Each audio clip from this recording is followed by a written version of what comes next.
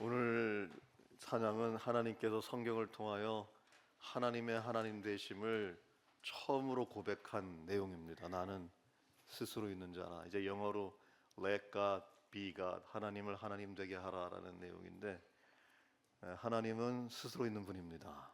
그래서 하나님이십니다. 오늘 예배 드릴 때에 그 하나님의 그 벅찬 그 위대하시는 종이 우리 영혼 속에 새겨질 간절히 축복합니다. 자, 오늘 평안히 가라, 엘리사는 왜 그렇게 말했는가라는 제목으로 말씀 전합니다.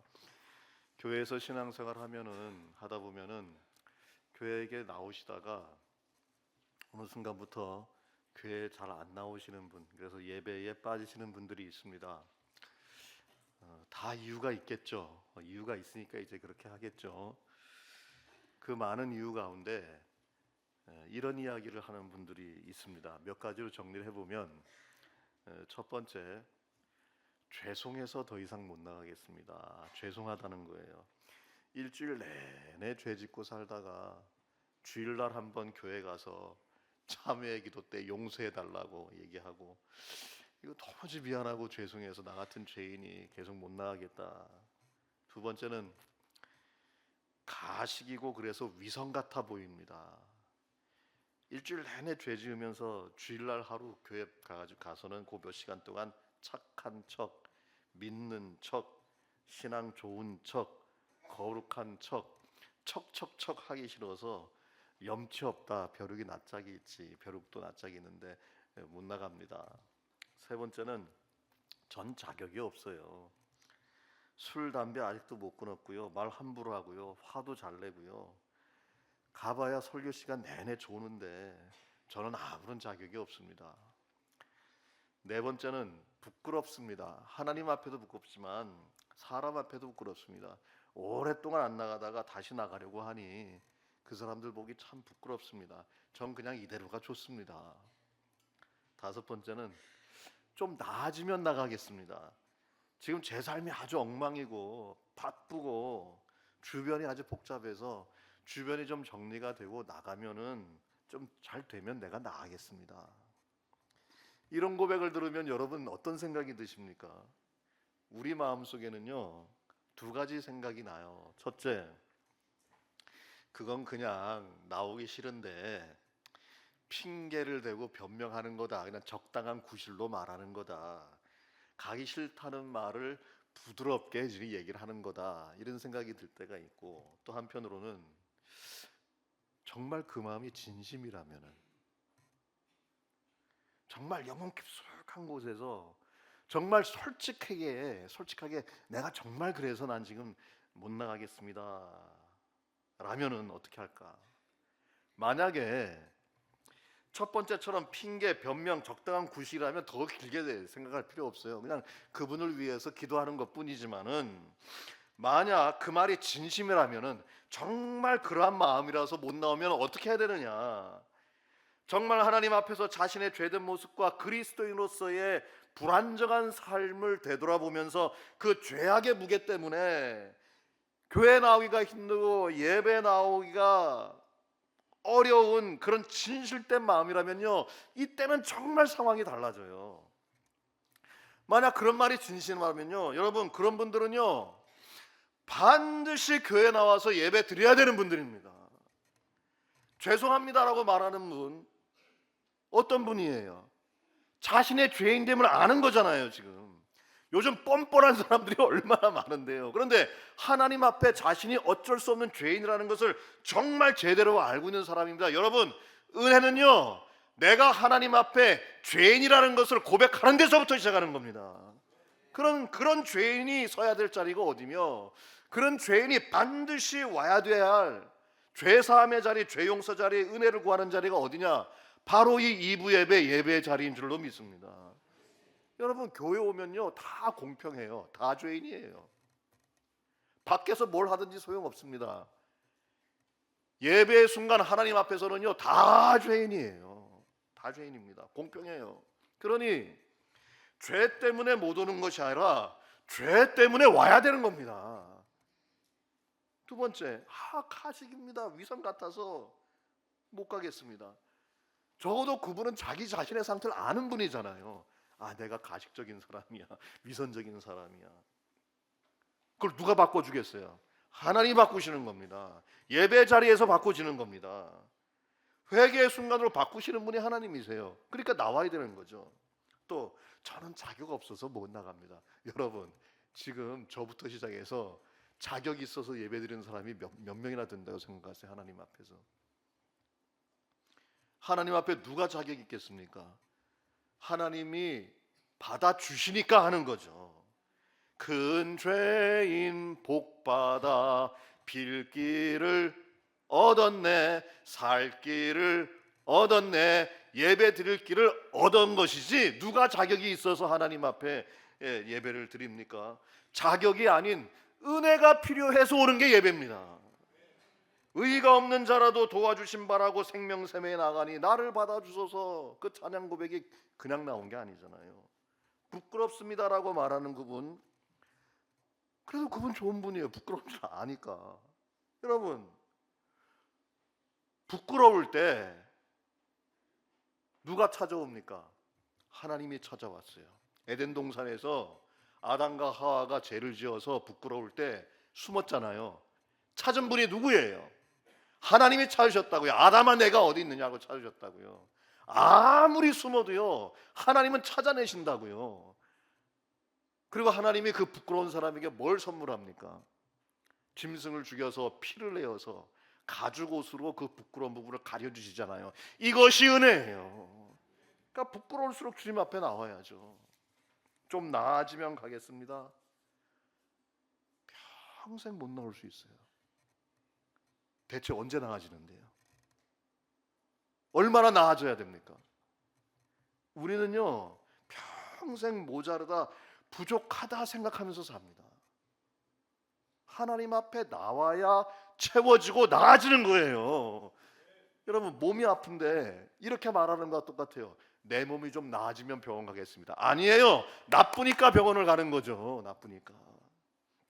이런 이유들 죄송합니다. 가식 같고 위선, 자격 없습니다, 부끄럽습니다, 좀 나아지면 가겠다.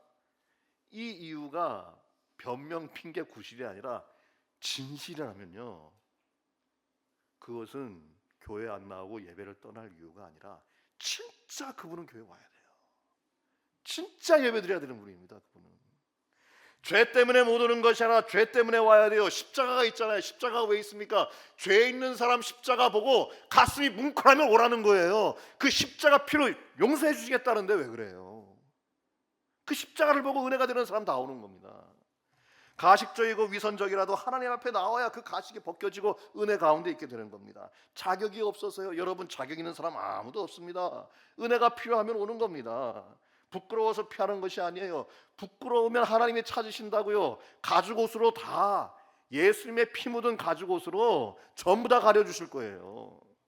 우리가 괜찮아서 하나님께 가는 것이 아니라 더 나아지기 위해서 하나님 더욱더 붙드는 겁니다. 그래서 오늘 하나님께서 말씀하십니다. 이방인 나병 환자 나만 장군이 엘리사에게 병 고침 받은 뒤에, 그 뒤에 일입니다. 이방 나라 사람 나아만, 이 사람은 장군이고 큰 용사인데 그 나라의 영웅입니다. 나병이 걸렸어요. 피부병이 걸렸습니다. 자기 집에 잡아왔던 한 유대 포로 여종이 엘리사를 찾아가면 그 병을 고칠 수 있겠다는 말이 들렸어요. 믿어진 겁니다. 그래서 엘리사를 찾아왔고 엘리사의 말대로 요단강에 가서 7번 목욕하니 정말 아이 살처럼 깨끗하게 나았어요. 할렐루야. 이 역사가 우리 군포교회도 있기를 간절히 축복합니다.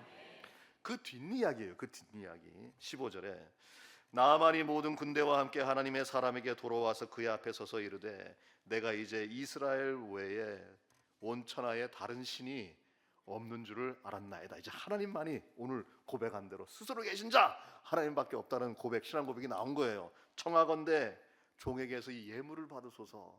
지금 신앙 고백하고 감사 예물을 바치는 겁니다. 16절에 엘리사가 받습니까? 안 받습니까? 안 받죠. 이르되 내가 섬기는 여호와께서 살아계심을 두고 맹세하노니 내가 그 앞에서 받지 아니하리라 하였더라. 나아만이 받으라고 강권하되 그가 절대로 이제 받지 않았습니다. 그랬더니 17절에 나아만이 다른 걸 원합니다. 그러면 청하건대 노새 2마리의 실을 흙을 당신의 종에게 주소서. 이제부터는 종이 번제물과 다른 희생 제사를 여호와 외에 다른 신에게 드리지 아니하고 다만 여호와께 드리겠습니다. 그러니까 기념으로 이 유대 땅, 내가 은혜 받은 땅의 흙을 내가 가지고 가겠습니다. 그리고 이것 보면서 하나님 생각하겠습니다. 여기까지 좋았어요. 여기서 끝났으면 됩니다. 여기까지 좋았는데 18절에 오직 한 가지 일이 있는데 이거 좀 봐주세요. 오직 한 가지 일이 있는데 여호와께서 당신 종을 이때만큼은 용서해 주시기 바랍니다 하고 타협을 합니다. 뭔가 하면 내 주인께서, 내가 섬기는 왕이 림몬, 이방신입니다. 잡신, 하나님이 아니에요.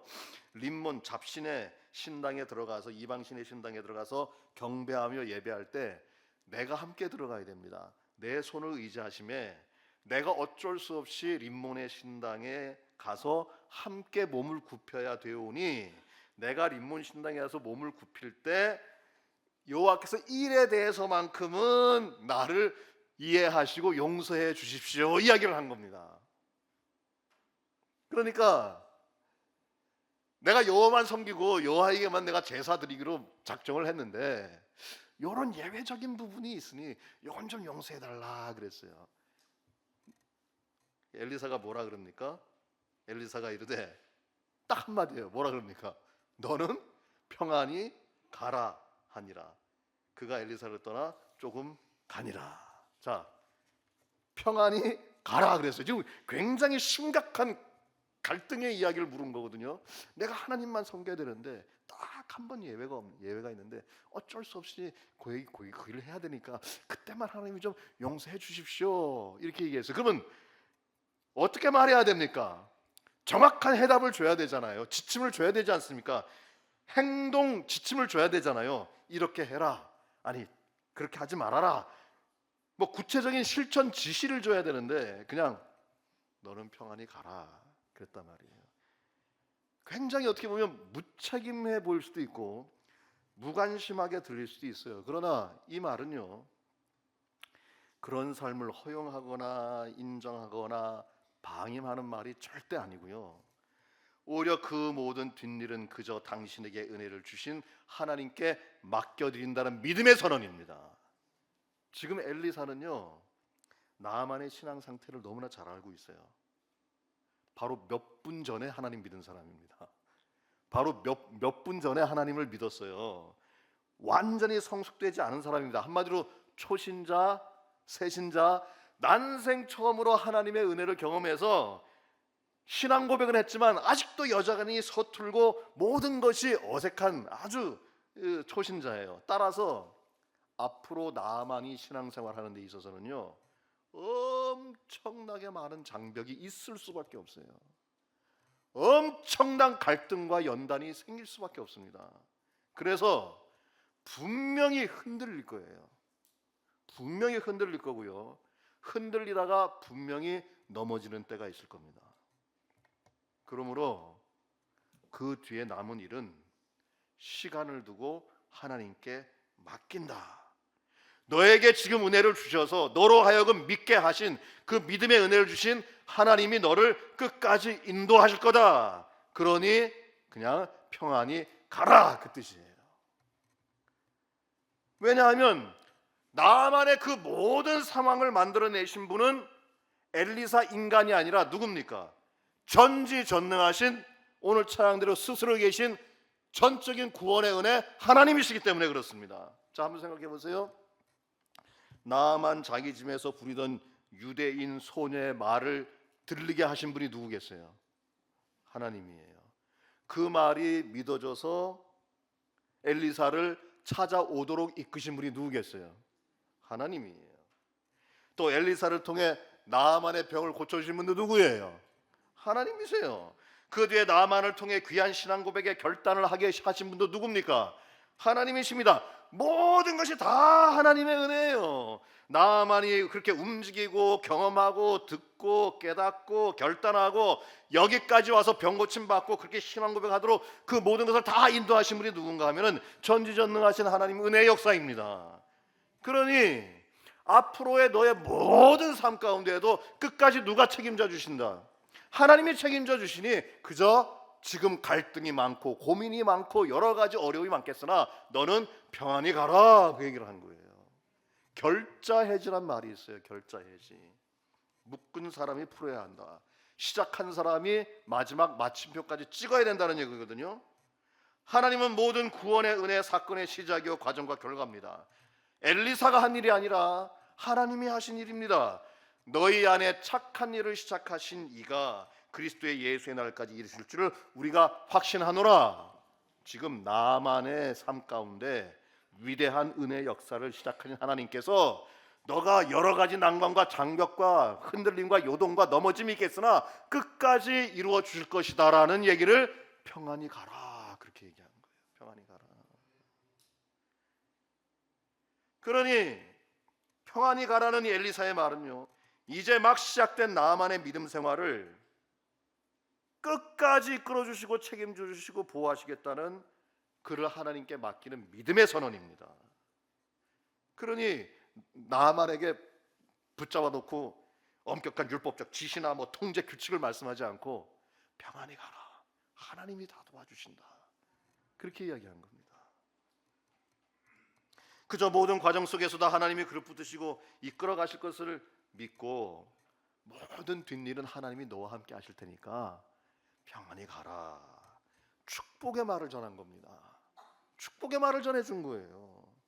물론 성경은 그 뒤에 나만이 어떻게 됐는지 전혀 이야기하지 않습니다. 그러나 분명히 흔들렸을 거예요. 그리고 분명히 넘어지기도 했을 겁니다. 그러나 하나님께서 한 번 은혜 주신 사람 결코 포기하지 않았을 줄로 믿습니다.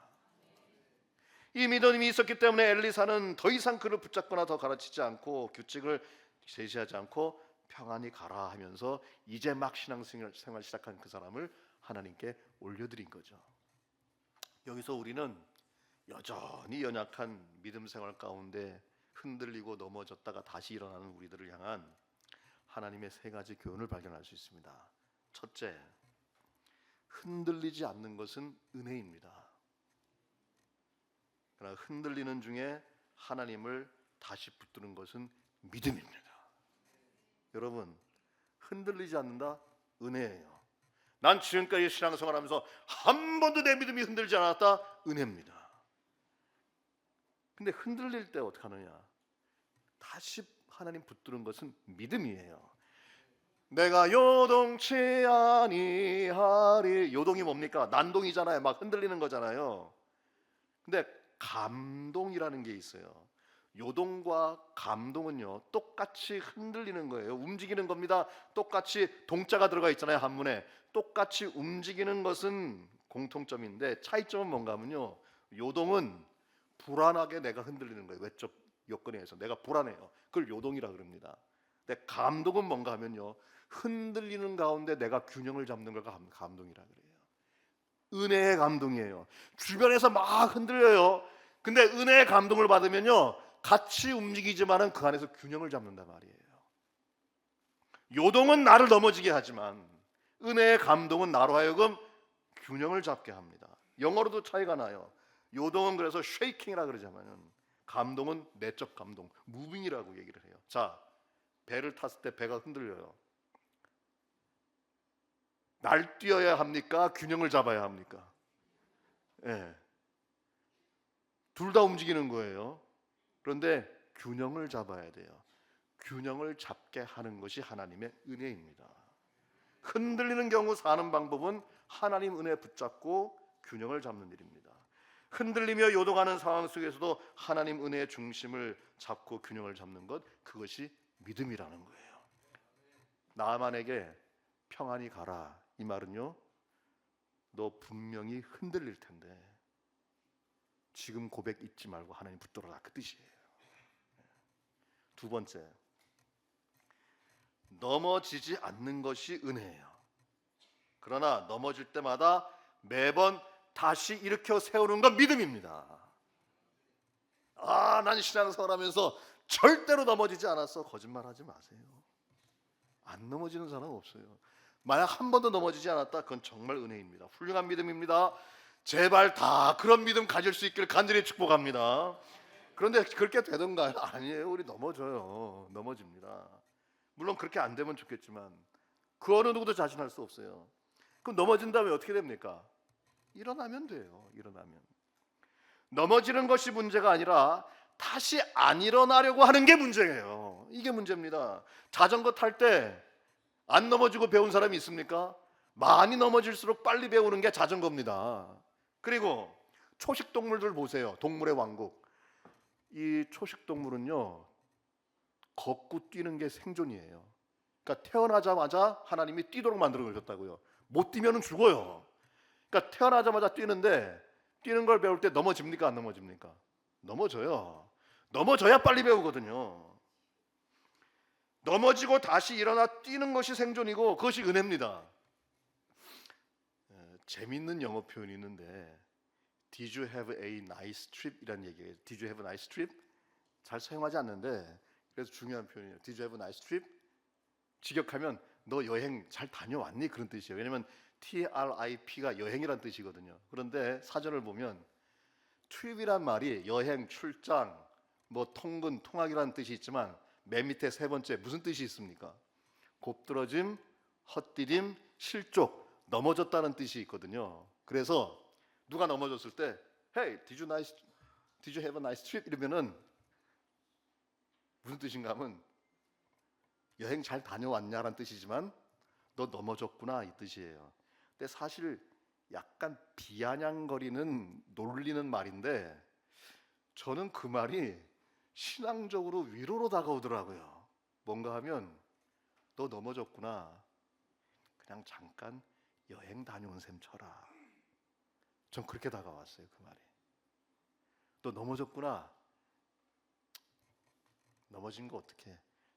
그냥 잠시 여행 다녀온 걸로 생각하고 다시 일어나면 돼. 전 그렇게 들렸어요.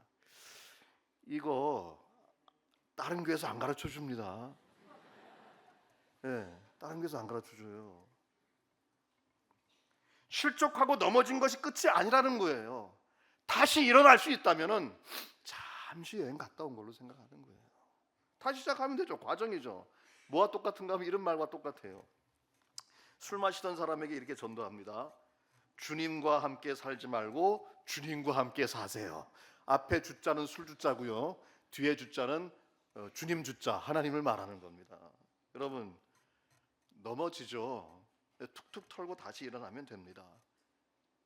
그래서 다시 교회 오는 거예요. 다시 예배 드리고.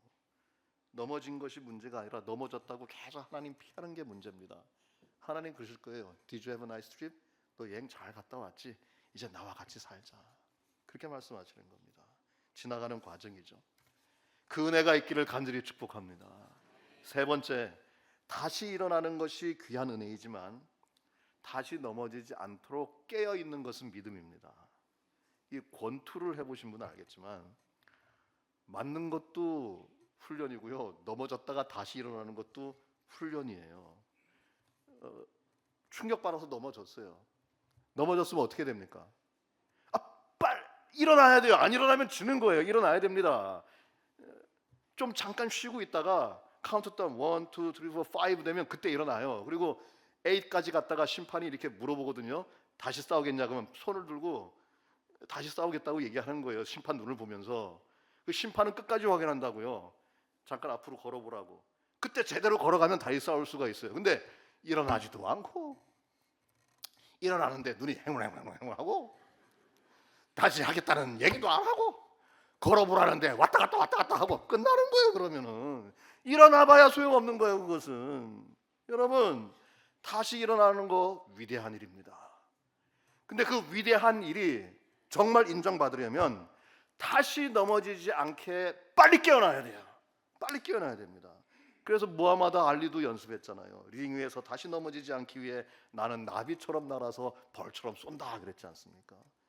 근신하라, 깨어라. 너희 대적 마귀가 우는 사자와 같이 두루 다니며 삼킬 자를 찾는다. 그런즉 선줄로 생각하는 자는 넘어질까 조심하라 그랬다고요. 믿음은 넘어졌다가 일어나는 새 끝나지 않고 다시 넘어지지 않도록 깨어 있어야 됩니다. 물론 또 다시 넘어지더라도 반복되더라도 다시 깨어야 되는 겁니다. 이 세 가지예요.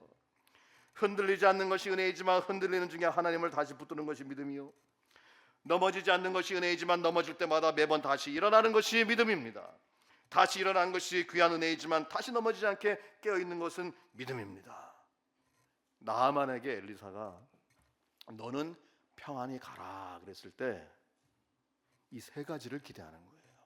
너 조금 아까 은혜 받고 하나님만 믿겠다 하고 너가 은혜 받은 그 자리에 흙까지 가져가지만 너 분명히 흔들릴 거다. 그리고 분명히 넘어질 때가 있을 텐데 평안히 가라. 하나님이 보호하실 거다. 그 뜻이에요. 완전해서 가는 것이 아니라 하나님께로 가고 있기 때문에 평안히 가라는 겁니다. 흔들려도 괜찮다. 균형을 잡아라. 넘어져도 괜찮다. 다시 일어나라. 일어났으면 다시 넘어지지 않도록 깨어있으라. 너에게 착한 일을 시작하신 그 놀라운 은총을 주신 하나님께서 너를 끝까지 보호하실 것이니 평안히 가라. 이런 나아만의 모습, 지금 예배드리고 있는 우리들의 모습이고요, 우리 주변 사람들의 모습입니다. 설교 서두에 소개했던 사람들, 교회 못 나오고 예배 자리 못 나오는 사람들, 죄송합니다. 가식 위선 같습니다. 자격 없습니다. 부끄럽습니다. 좀 더 나아지면 가겠습니다. 오늘 하나님께서 그분들에게 이 말씀을 주시는 겁니다.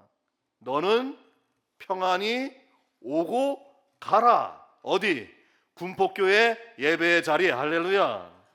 혹시 오늘 그런 과정 중에 오늘 2부 예배 오신 분이 있다면 이 말씀은요, 그분만을 위한 말씀입니다. 오늘 이 자리에 오신 것 자체가 이미 평안히 오고 가라는 하나님 말씀이 응답된 줄로 믿습니다. 또 오늘 혹시 주변에 그런 분들을 위해서 기도하는 분들이 있다면은 이 말씀 그분들을 위한 말씀입니다. 오늘 가서 전하세요. 너는 평안히 오고 가라. 어디? 군폭교회 예배 자리에. 여러분, 하나님 앞에 온전하고 완전한 사람 한 명도 없습니다. 여전히 우리는요, 연약하고 여전히 흔들리고 넘어졌다가 시험 들었다가 다시 하나님 은혜로 다시 일어났다가 또 넘어지고 평생 반복합니다. 그러나 하나님 괜찮다는 거예요. 오늘처럼 예배하고 있다면은, 오늘처럼 믿음 가지고서 그래도 하나님 은혜 구하고 있다면은 괜찮다는 겁니다. 그리고 말씀하시는 거예요. 평안히 왔으니 평안히 가고 다음 주에도 그렇게 해라. 그렇게 말씀하시는 거예요. 그래서 오늘 우리는 다시 예배의 자리로 부름을 받은 줄로 믿습니다.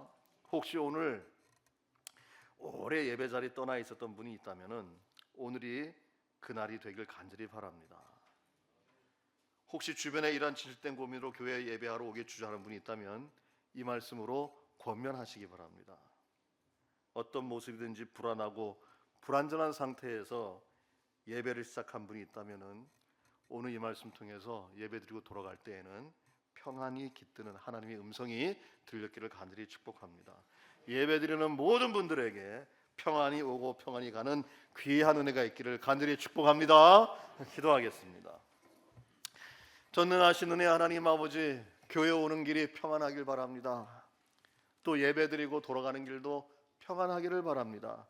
육체의 안식을, 영혼의 평안을 덧입혀 주시옵소서. 하나님 아버지, 예배하러 나오는 것 주의 은혜 바라기 위함입니다.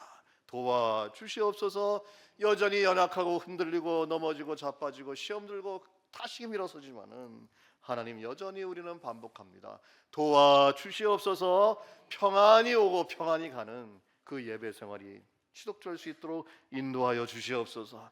우리 주 예수 그리스도 이름으로 기도합니다. 아멘.